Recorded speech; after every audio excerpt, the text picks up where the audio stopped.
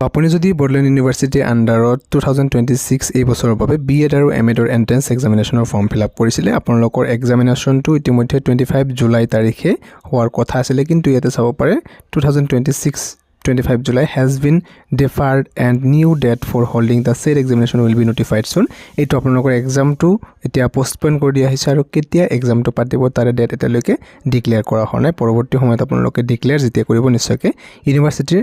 ফালৰ পৰা আপোনালোকে জানিব পাৰিব সো ইয়াতে আপোনালোকৰ এক্সামটো যেহেতু স্যাটাৰডে বা সানডে দিনাখন পাতি দিয়ে সো ইয়াৰ চান্সটো আছে 1st নাইবা 2nd আগষ্টত এক্সামটো হোৱাৰ যথেষ্ট সম্ভাৱনা আছে নহলে আপোনালোকৰ 9 আগষ্ট মানত এক্সামটো হৈ যাব লাগে সো যিকি নহওক পৰৱৰ্তী সময়ত আপোনালোকে আপডেটটো জানিব পাৰিব ইউনিভাৰ্চিটিৰ ফালৰ পৰা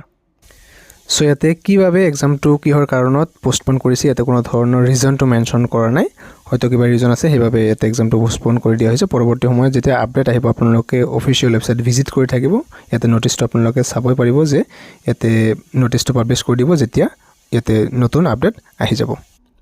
সো যেহেতু এতে এক্সাম হোৱাটো এতে পোষ্টপন কৰিলে লেট হ'ব এক্সাম হোৱাটো সো ইয়াতে নিশ্চয়কৈ সেই সমান্তৰালভাৱে আপোনালোকৰ যেটো ইয়াতে মেৰিট লিষ্টটো 29 জুলাই তাৰিখে হোৱাৰ কথা আছিল কিন্তু আপোনালোকৰ এটো লেট হৈ যাব আৰু কাউন্সেলিং যেটো আছিল হেটো নিশ্চয়কৈ লেট হৈ যাব আৰু যেটো ক্লাছ আছিল ক্লাছটো হয়তো পিছ হৈ যাব আৰু আপোনালোকৰ সিলেবাসটো হয়তো সেমে থাকিব লাগে কি কৰে এটো ইউনিভাৰ্চিটি ফালৰ পৰা এতে সিলেবাসটো এতে দিয়া আছে সিলেবাস এণ্ড মাৰ্কস ব্ৰেকআপ লগতে আপোনালোকৰ পৰৱৰ্তী সময়ত নতুন নটিফিকেশন আপডেট আহিলে আপোনালোকক নিশ্চয়কৈ জনাই দিয়া হ'ব